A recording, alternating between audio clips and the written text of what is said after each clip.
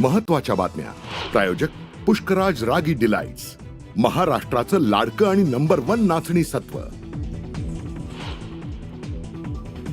पुण्यात शिवशाही बसमध्ये 26 वर्षीय तरुणीवर बलात्कार. स्वारगेट बस स्थानकावरील धक्कादायक घटनेनं पुणे हादरलं. पोलिसांची पथकं आरोपीच्या मागावर. आरोपीनं मुलीला फूस लावून बसमध्ये नेत केला अत्याचार. सीसीटीव्हीच्या आधारे पटली आरोपीची ओळख. पुणे पोलिसांनी आरोपीच्या भावाला घेतलं ताब्यात. चौकशी सुरू. विधान परिषदेचे उपसभापती नीलम गोरे स्वारगेट स्थानकात दाखल. अत्याचार प्रकरणाची घेत आहेत सखोल माहिती. तर विरोधकांकडून पुण्याची तुलना बिहारशी. उपमुख्यमंत्री अजित पवार पुन्हा एकदा शरद पवारांच्या पक्षाला धक्का देण्याच्या तयारीत. परभणी, सेलू, जिंतूरचे कार्यकर्ते पवारांची साथ सोडणार. पक्षप्रवेशाच्या हालचालींना वेग.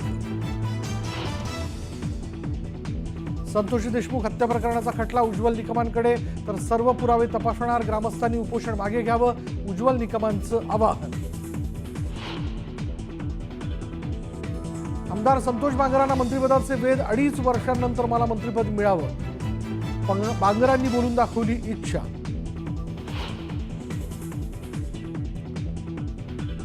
महाराष्ट्र कर्नाटकची एसटी बस सेवा 4 दिवसांनंतर पुन्हा सुरू. तणावाच्या पार्श्वभूमीवर बंद होती बस सेवा.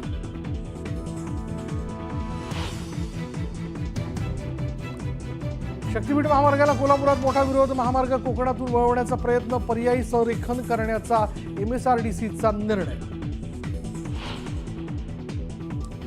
22 दिवसांच्या बाळाला विळा गरम करून दिले 65 चटके. अमरावतीच्या चिखलदरा तालुक्यातली धक्कादायक घटना. बाळाची प्रकृती गंभीर.